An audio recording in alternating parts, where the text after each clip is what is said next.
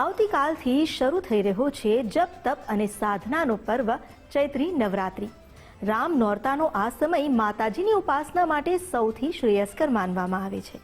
વિશેષ રૂપે માની આરાધનાના અનુષ્ઠાન થાય છે. ચૈત્રી નવરાત્રિએ ઘટ સ્થાપન કરી માને બેસાડાય છે અને તેમની સામે સાધક સ્તવન કરે છે. કેવી રીતે ઘટ સ્થાપન કરવું, અનુષ્ઠાન કરવું, જેનાથી આપણી સાધના સિદ્ધ થાય, એ જાણવું ખૂબ જ મહત્વનું છે. તો આવો એ જાણીએ જ્યોતિષાચાર્ય ઉર્વિશકુમાર પંડ્યા પાસેથી.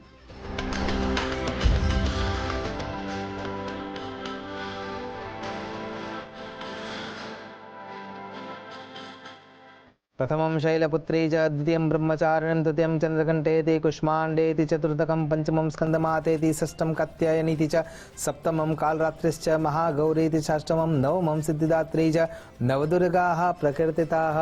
नमो नमः. તમારા બધાનું સ્વાગત કરું છું આધ્યાત્મિક મહાશક્તિમાં. ચૈત્ર નવરાત્રિ આવી રહી છે અને એમાં જગદંબાની આરાધનાનો સુયોગ્ય સમય છે.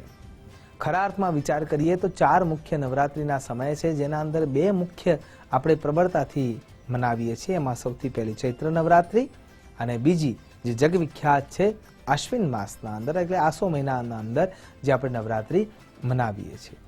પણ જો વિચાર કરવા જઈએ તો આ નવરાત્રિની શરૂઆત એટલે કે ચૈત્ર મહિનાના આધારે છે કે ચૈત્ર પ્રતિપદાના આધારે કેમ છે, એવો તો કયો કારણના વિચાર એના મર્મમાં છે, એના મૂળમાં છે, કે કયો એવો વિચાર છે કે આ જ દિવસને સૌથી પહેલા પસંદ કરવામાં આવ્યો. અને ખરા અર્થમાં જો વિચાર કરીએ તો પ્રતિપદાથી માંડીને નોમ સુધીનું આ એક વ્રત છે અને એ વ્રત ક્યાંક ને ક્યાંક કોઈ રીતે આપણા સાથે સંજોવાયેલું છે. તો સૌથી પહેલા જો વિચાર કરીએ તો બ્રહ્માજીને જ્યારે આ સૃષ્ટિની રચના કરવાનો વિચાર આવ્યો અને એ સૃષ્ટિની રચના કરવા માટે એમને જે મહત્તત્વનો ઉપયોગ કર્યો અને મહત્તત્વની શરૂઆત કરીને જે પહેલો પિંડ રચવાનો વિચાર કરીને શરૂઆત કરવા માટે જે દિવસ પસંદ કર્યો, એ દિવસ એટલે ચૈત્ર પ્રતિપદાનો દિવસ.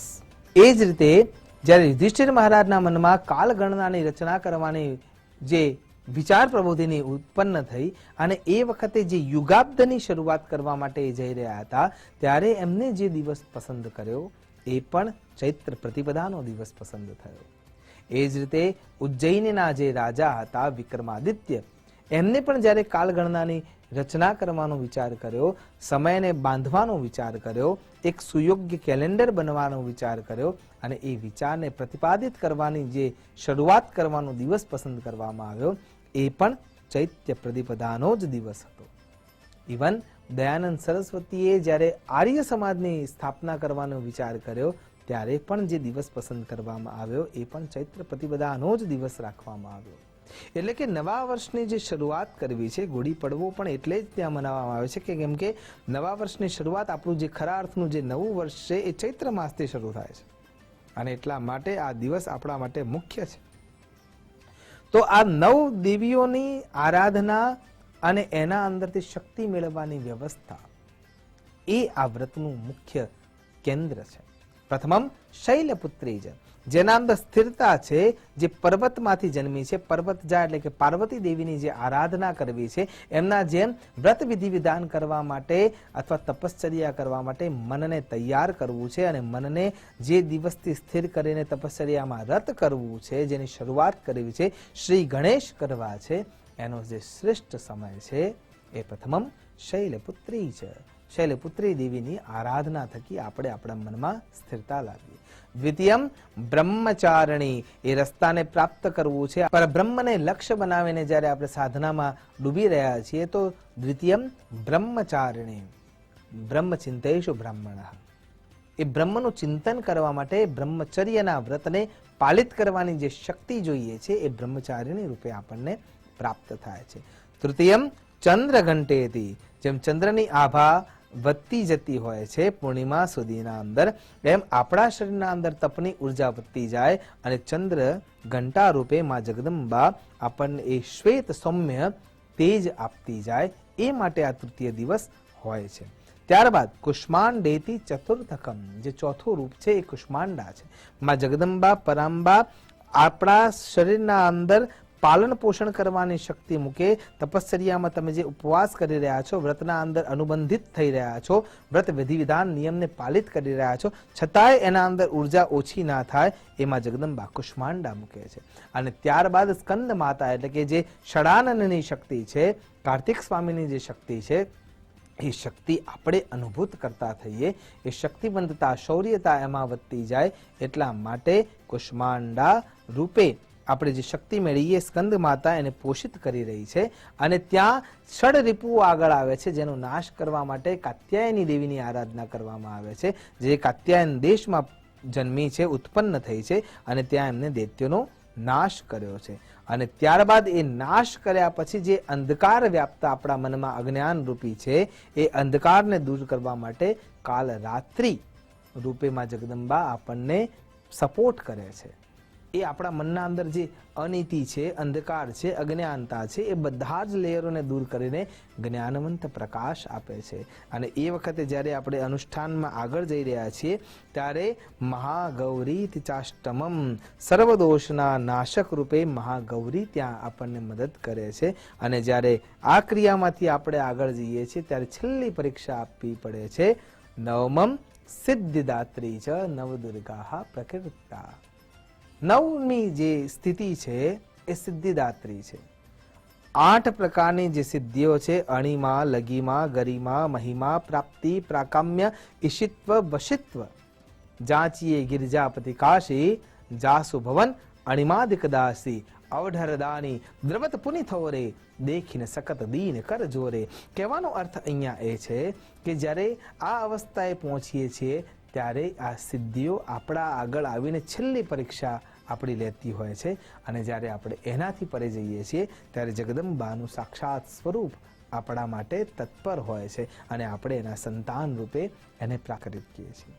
તો ઘટસ્થાપનની ક્રિયા આ દિવસે કરવી જોઈએ. ઘટસ્થાપન કેવી રીતે કરીશું? તો સૌથી પહેલા જે માટીનો પિંડ રૂપે આપણું શરીર બન્યું છે, એ પિંડના પ્રતીક રૂપે ત્યાં ગરબો રાખવામાં આવે છે, અથવા માટીનો કુંજ અથવા માટલું રાખવામાં આવે છે, જેના નીચે આપણે માટીનું ખામણું તૈયાર કર્યું છે. એમાં કાળા રંગ સિવાયના જે સપ્તધાન્ય છે, જેમાં કઠોળ પણ આવી જાય છે, એ સપ્તધાન્ય આપણે એકત્ર કર્યા છે, એ ખામણામાં મૂકી દીધા છે. ઉપર થોડું પાણી પધરાવી દીધું છે ગંગાજળ રૂપે. અને પછી એ માટલું તમે તૈયાર કરશો, એ માટલું ત્યાં સ્થાપિત કરશો. એ માટલાના અંદર અડધે સુધી પાણી ભરેલું છે, એના અંદર તમે કંકુ થોડું પધરાવ્યું છે, એક રોકડો રૂપિયો અથવા સોના અથવા ચાંદીનો સિક્કો એના અંદર મૂક્યો છે, સપ્તધાન્ય એના અંદર પધરાવ્યા છે, પંચપલ્લવ એમાં પધરાવ્યા છે, એક ફળ રૂપે સોપારી અર્પણ કરી છે, અને એના ઉપર શ્રીફળનું અનુબંધ કરી નળાસડીથી બાંધેલું જે શ્રીફળ તૈયાર કર્યું છે, એ આખો જે ઘડો તૈયાર થયો છે, આપણા શરીરનું પ્રતીક હોવાના કારણે થઈને, ગરબાનું પ્રતીક હોવાના કારણે થઈને, પંચમહાભૂતનું પ્રતીક હોવાના કારણે થઈને ત્યાં એને સ્થાપિત કર્યું છે.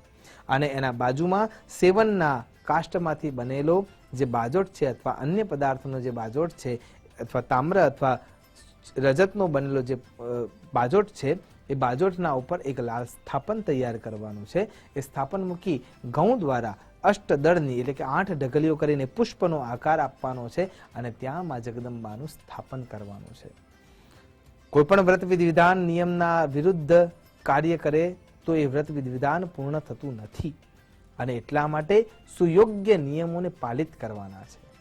સમય વેડફાય નહીં, અને પંચકોશીય શરીર 5 કેશથી યુક્ત હોવાના કારણે થઈને એનો પણ નિકંદન થાય નહીં. કેવળ અને કેવળ એ ઉર્જા આપણા શરીરમાં વહેતી રહે, એટલા માટે આ નિયમોમાં સૌથી પહેલો નિયમ આવે છે કે આપણા શરીરના વાળ ન કપાવવા જોઈએ. ત્યારબાદ નખ કાપવા ના જોઈએ. એ પહેલા બધું કરી લેવું જરૂરી છે. અને પછી આ જે 10 દિવસનું તમે અનુષ્ઠાન કરી રહ્યા છો, 9 દિવસના તમે ઉપવાસ વ્રત વિધિ વિધાન કર્યા છે, અને 10મા દિવસનું જે પારણ ના કરેલો, ત્યાં સુધી તમારે એ ક્રિયાઓનો ત્યાગ કરવો રહ્યો. સતતમ બ્રહ્મચારિણ, સતત બ્રહ્મચર્યનું પાલન કરવું જોઈએ. મા દુષ્ટ ભાષણા સંતો મા સંતો પરનિંદક, ખરાબ શબ્દોનો ઉપયોગ ના થવો જોઈએ, અને અન્યની નિંદા થવી ના જોઈએ. અક્રોધના, સતતમ બ્રહ્મચારિણા, અક્રોધી થવું જોઈએ. ક્રોધ તમારા આજુબાજુમાં આવવો જોઈએ નહીં. અને સમય મોબાઈલ કે અન્ય વસ્તુઓ પાછળ વેડફવાની જગ્યાએ કેવળ અને કેવળ જપ કર્મથી, નામ સ્મરણથી, મંત્ર સ્મરણથી તમારે આરાધના કરવાની શરૂઆત કરવી જોઈએ. ત્યાં મા જગદંબાનું જે સ્થાપન કર્યું છે એમાં માતાજીના જમણા હાથે ઘીનો દીવો અખંડ અને ડાબી બાજુ તેલનો અખંડ દીવો કરવો જોઈએ. એક સેવનનું પાન અથવા નાગરવેલનું પાન એના આસન પર મા જગદંબાને જે ગૌનું તમે સ્થાપન કર્યું છે એના ઉપર એ પાનનું આસન આપી અને પછી મા જગદંબાની ષોડશોપચાર પૂજા અર્ચના આરાધના કરવી જોઈએ.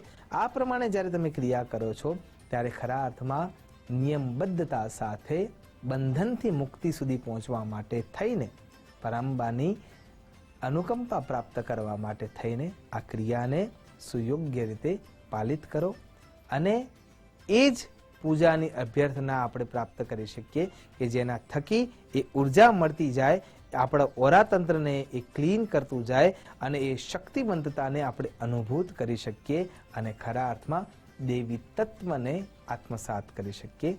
એ જ અનુકંપાને પ્રાપ્ત કરવાની મહેચ્છા સાથે નમો નમઃ અસ્તુ સદા શિવોહમ.